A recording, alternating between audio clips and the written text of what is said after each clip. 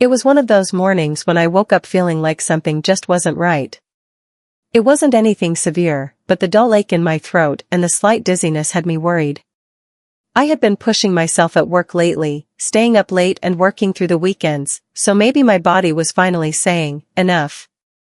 I rubbed my eyes, trying to shake off the fog, but the headache wasn't going anywhere. I grabbed my phone, squinting at the time. It was early, but I had already missed a couple of hours of sleep. Something told me I shouldn't ignore it. Maybe it was the way my body felt like it was trying to fight something off, like the usual symptoms of a cold.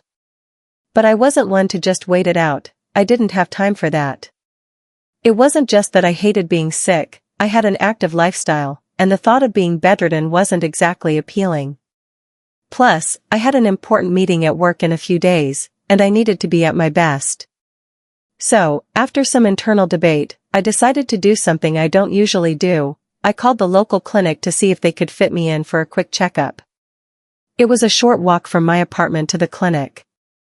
I didn't have to rush, but something about the day felt off. As I stepped out into the brisk morning air, I started to think about the things that had been piling up in my life, the work, the pressure, and, honestly, the way I'd been neglecting my health. Maybe I was just overthinking it. After all, it wasn't like I was seriously sick. But still, there was a nagging feeling in the back of my mind. When I got to the clinic, there was a small crowd waiting in the lobby. I could tell most of them were there for the same reason, nothing major, just the usual cold or flu symptoms. I took a seat, grabbing a magazine from the table nearby. The place wasn't exactly busy, but there were a few patients ahead of me. I didn't mind waiting, it was better than being stuck at home feeling miserable. I tried to relax, but my mind kept wandering. It was one of those moments when everything felt like it was moving a little slower than usual. People came and went, some talking quietly with the receptionist, others waiting patiently like me. I couldn't help but overhear snippets of conversations. One person was complaining about allergies, another about an old back injury. It was only when my name was called that I realized how much time had passed. "Mr. Donnelly," a nurse called from the hallway. I stood up, grabbed my jacket, and walked toward her. "Right this way," she said, leading me down a corridor and into one of the examination rooms. I noticed the room was small, but clean, with a desk in the corner and a few posters on the walls about general health. A simple place. The nurse took my vitals quickly and jotted some notes on a clipboard before she left the room. "Dr. Williams will be in shortly," she said as she closed the door behind her. I sat on the examination table, trying to shake off the lingering discomfort in my body. There was a small mirror above the sink, and I found myself staring at my reflection, wondering what was going on. Was it just a cold, or was there something more? I tried to calm myself down, reminding myself that I was being irrational. I'd be fine. It was just a cold. Probably. I didn't have to wait long before there was a knock at the door. "Mr. Donnelly?" "I'm Dr. Williams," a voice said from outside. "How are you feeling today?" I stood up as the door opened, and I was taken aback for a moment. Dr. Williams wasn't the typical doctor you might expect to see at a walk-in clinic. She was younger than I had imagined, probably in her late 20s. Her blonde hair was pulled back neatly, and she wore a light blue lab coat that complemented the sharpness in her eyes. "Please, have a seat," she said with a warm smile, gesturing to the examination table. I sat down, trying not to be overly aware of how she was looking at me. "Now, tell me, what brings you in today, Mr. Donnelly?" she asked, settling into her own chair across from me. Her voice was calm and inviting, like she was genuinely interested in hearing about my symptoms. I explained the pain in my throat and how I'd been feeling under the weather for the past day or so. "I just thought I'd come in and make sure it wasn't something more serious," I added. She nodded, her expression thoughtful. "It sounds like a standard cold. Given the time of year, it's not uncommon. Let's take a look." She examined me, asking me to open my mouth and checking my throat. Then she listened to my chest with a stethoscope. The whole thing only took a few minutes, but during that time, I couldn't help but notice how professional and attentive she was. There was no rush in her movements, no sign of impatience. It felt like she actually cared. "Everything looks normal," Dr. Williams said after a moment, her smile returning. "No signs of anything more serious. I'd say you're dealing with a cold, just a bit of congestion and a sore throat. I recommend some rest, fluids, especially tea, and some over-the-counter medicine for the symptoms." I let out a relieved breath. "Thanks, doctor, I appreciate it." "Of course," she said, grabbing a prescription pad and scribbling something down. "Here's a prescription for some medicine that should help with the cold. Nothing major, just keep yourself hydrated and take it easy for a few days. I'm sure you'll be feeling better soon." She handed me the prescription with a small smile, her eyes meeting mine. "Take care of yourself, Mr. Donnelly. I'm sure you'll be back to normal in no time." As I turned to leave, I glanced at the paper in my hand. I had half expected it to be the usual long list of medicines, but as I looked closer, I saw something unexpected. Beneath the typical prescription, there was a phone number written in neat handwriting. Underneath it, there was a short note. "Everything will be fine. Just drink plenty of tea. If you ever need anything, feel free to call." I blinked, not quite understanding what I was seeing. Was that a joke? A mistake? But no, it was definitely her handwriting, and that was definitely a phone number. My heart skipped a beat. I stood there for a moment, trying to process it. Was this a friendly gesture or something else entirely? I put the prescription in my jacket pocket, feeling a mix of confusion and curiosity. Maybe I was just overthinking it. Maybe it was nothing. But that note had certainly gotten my attention. Made my nerves ease. It was unmistakably Dr. Williams. "Ah, hi," I stammered. It's Dylan Donnelly from this morning. I was just calling to thank you, I guess." There was a brief pause on the other end of the line, then a soft chuckle. "I was wondering if you'd actually call," she said, her voice full of that same friendly warmth I remembered. "You seemed a bit hesitant when I gave you the number." "Yeah. I wasn't sure if it was okay," I admitted, running a hand through my hair. I wasn't sure what to think about it, honestly. But I thought, maybe I should just give it a shot. She laughed again, and I could almost picture her smiling on the other side. "It's perfectly fine. I didn't think you would, but I'm glad you did. It's not every day that patients actually take me up on that." I leaned back in my chair, feeling more at ease. "Well, I'm not sure what I'm supposed to say. I'm just kind of surprised, I guess. You don't usually get numbers from doctors." It felt a little out of the blue. "I understand," she said, her tone now softer, almost conspiratorial. "But sometimes it's nice to take a chance, don't you think? Especially when you feel like you've connected with someone, even for a few minutes." I felt a strange flutter in my chest at her words. There was something in her voice that made it sound like this wasn't just about being a doctor anymore. It felt personal. I cleared my throat, trying to shake the feeling. "Right, I guess I just wanted to thank you for being so kind. I'm feeling a little better already." "That's good to hear," she replied. "And listen, if you need anything else, whether it's health-related or not, don't hesitate to call." "I mean it." Something in her voice caught me off guard. It wasn't just professional courtesy anymore, there was an unmistakable softness there, a friendliness that felt genuine. I sat there in silence for a moment, not sure how to respond. It felt odd calling her outside of the clinic, but I didn't want to end the conversation yet. She had been kind, funny, and I don't know. I just felt like there was more to her than the serious doctor I had seen earlier that day.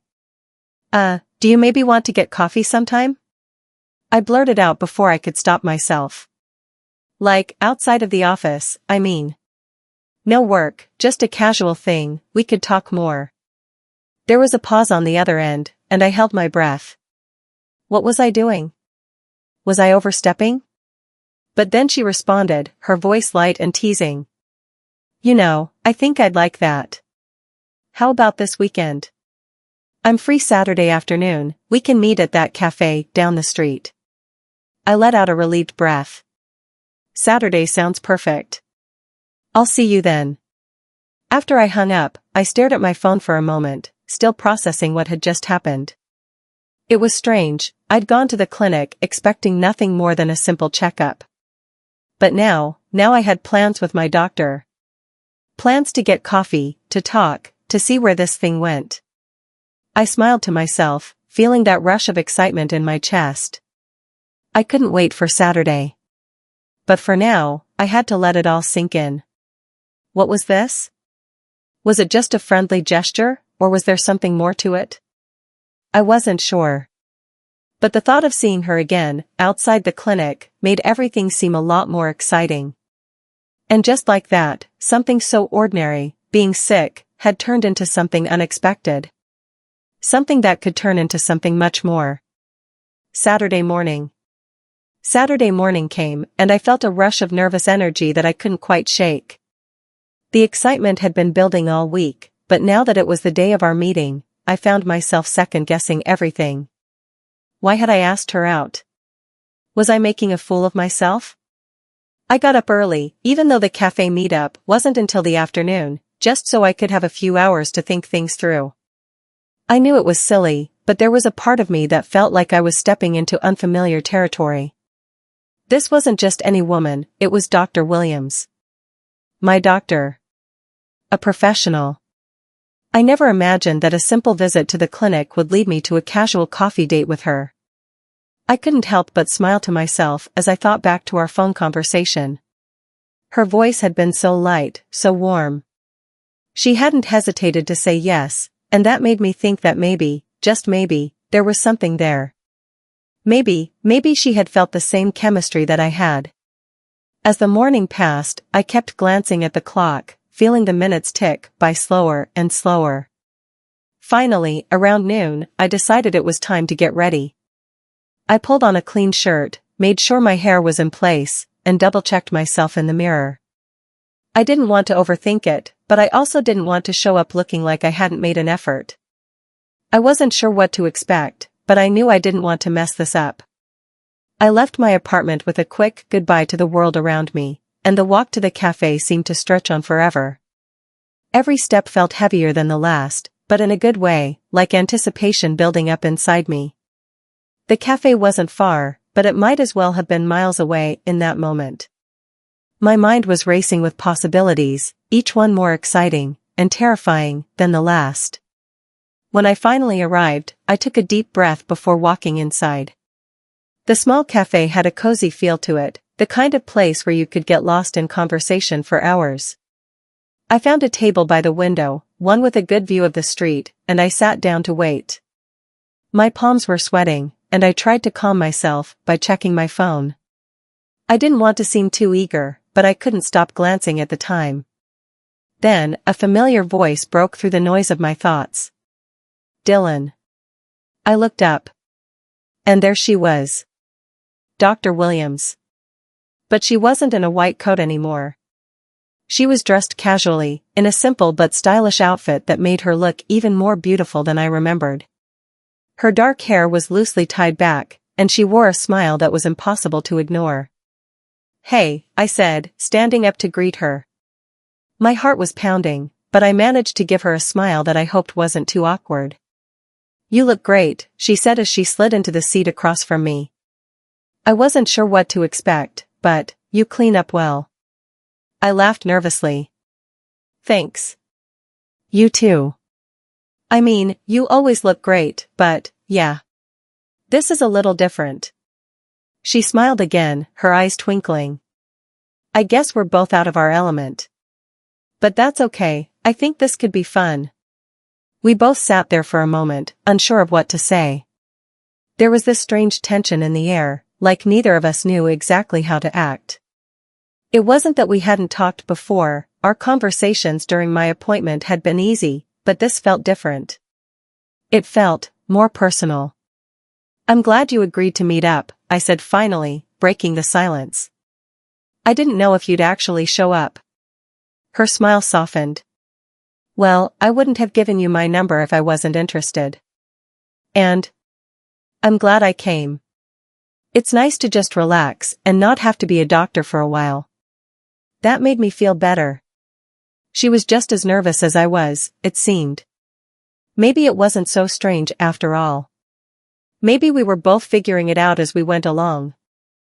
With interests, dreams, and a sense of humor, somehow in that moment, it made her seem even more real, more accessible. So, what do you do for fun? I asked, my curiosity getting the better of me. She took a sip of her drink before answering, I guess I'm a bit of a bookworm. I like to read whenever I can. I'm also really into hiking, especially in the summer, just getting away from the city for a little while, you know? That sounds nice, I said, imagining her in the outdoors, far away from the sterile, controlled environment of the clinic. I used to hike when I was younger. Haven't really done it in a while. You should get back into it, she said, leaning forward slightly. There's something about nature that just clears your head. It's the perfect escape when life gets too overwhelming. I nodded, thinking about how much I could use a break. Maybe I will. Maybe we could even go together sometime? She raised an eyebrow, her smile widening. A hiking date? I'm intrigued. I laughed, feeling the tension between us ease just a little bit more. I was thinking more along the lines of just a walk in the park, but sure, hiking sounds fun. Her eyes sparkled. Okay, a walk in the park it is. But if you change your mind about the hiking, I'm game. We continued talking for the next hour, and as the conversation unfolded, I began to realize just how easy it was to be with her. She was smart, funny, kind, and most of all, genuine. There was no pretension, no walls between us, just two people getting to know each other in the simplest way possible. It felt like we were building something from the ground up. By the time we finished our drinks, I was smiling in a way I hadn't smiled in a long time. I felt lighter, happier, and more alive than I had in days. This was no longer about just a checkup at the clinic or a simple coffee date. It was something more, something that could be the beginning of something really special. We walked out of the cafe together, and I felt like I was walking on air. I didn't know what the future held, but for the first time in a long while, I was excited about it. Whatever happened next, I knew it would be worth it. The following weeks seemed to pass by in a blur. After our coffee date, things with Dr. Williams, Carla, had only gotten better. We saw each other more, and each time felt like a small step towards something neither of us had expected. But that was the thing about life, it could throw you the most unexpected curveballs, and suddenly everything you thought you knew could be turned upside down. It wasn't like we were rushing into anything. I had no idea what Carla's intentions were when she gave me her number, but I was starting to see that she wasn't playing any games. She was sincere, real, and we had a connection that went beyond just an initial spark. After that first walk in the park, we met up a couple more times. We shared dinners at local restaurants, talked about everything under the sun, and slowly I began to feel the walls around me come down. Each conversation with her felt more like a discovery, a deeper understanding of who she was, and in turn, a deeper understanding of myself. It was as if every time we spoke, we were peeling back layers of doubt, fear, and uncertainty, leaving nothing but honesty. That's what I loved about our time together. There was no rush, no pressure. It was just two people letting things unfold at their own pace. One Friday afternoon, Carla called me and asked if I had any plans for the evening.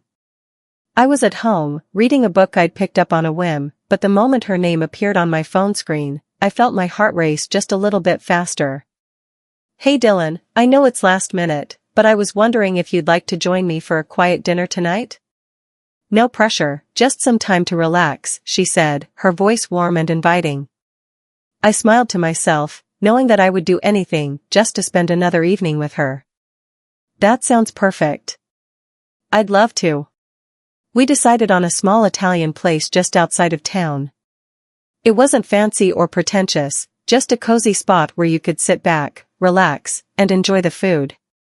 I knew it was exactly the kind of place where I'd feel most comfortable. Carla didn't care for the lavish, crowded places that seemed to be full of people trying too hard to impress others. She valued simplicity, and that was one of the things I admired about her. When I arrived at the restaurant, I saw her sitting at a table by the window, a glass of wine already in front of her. She looked absolutely stunning, as usual. The warm golden glow of the restaurant's lighting made her seem even more radiant. Carla stood up as soon as she saw me, a smile spreading across her face. "Hey you," she said, her eyes sparkling. "I'm glad you could make it." I took a seat across from her, and we spent a few moments just looking at each other, as if silently acknowledging how far we'd come in such a short time. "You look beautiful," I said, leaning back slightly, trying to hide the way my heart was beating, just a little faster. She chuckled softly. "I'm just wearing a dress and some lipstick, but thank you. You look great too." We ordered our food and continued to talk, but this time, something felt different. There was an unspoken tension in the air, like both of us knew that this evening was a turning point.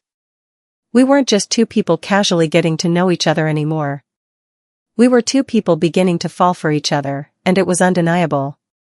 As we shared a plate of pasta, we laughed about silly things, our childhood memories, the awkward moments we had growing up. There was no forced conversation, no strange silences, just two people enjoying each other's company in the most natural way possible. The meal passed quickly, and before we knew it, the waiter was bringing us dessert, chocolate mousse that seemed to melt in my mouth with every bite. I could feel myself relaxing further into the night, feeling a comfort with her that I hadn't felt in a long time. "So," she said, her voice soft, but with a hint of curiosity, "tell me, Dylan. What do you think of all this? You know, us. I mean, I never expected any of this to happen." I smiled, feeling my heart swell, just a little at the question. "I don't know, Carla, but I'm glad it did. I didn't think we'd be here, but I'm really happy that we are." She nodded, her gaze thoughtful. "I'm happy too. I've always been cautious with relationships, especially because of my work, but with you, everything feels so easy. I think we balance each other out in a way that's different from anything I've experienced before." I couldn't agree more. There was something incredibly comforting about her presence. She made me feel like I was enough, like I didn't need to pretend to be someone else. She just accepted me as I was. We talked more about our lives, our hopes, and even our fears. It was the kind of conversation that made everything else fall away. There was no rushing, no pressure to figure everything out all at once. We were just two people discovering each other in the simplest and most beautiful way. Later that evening, as we left the restaurant, I couldn't help but feel a little nervous again. What was next for us? I didn't have all the answers, but in that moment, I felt something deep inside me, a certainty that I hadn't felt in a long time. I want more of this. I want more of her. "Thanks for tonight," I said as we stepped out into the cool night air. "It was perfect." She smiled, her eyes meeting mine. "I'm glad you had a good time." I did too. We stood there for a moment, just looking at each other, then before I knew it, she was standing on tiptoe, leaning in to place a soft kiss on my cheek. It was brief, but left me with a feeling I couldn't quite put into words. "Good night, Dylan," she whispered, her voice low. I watched as she walked away, a contented smile spreading across my face. It felt like everything was falling into place, as if we were exactly where we were supposed to be. And for the first time in a long while, I felt like I was on the verge of something real.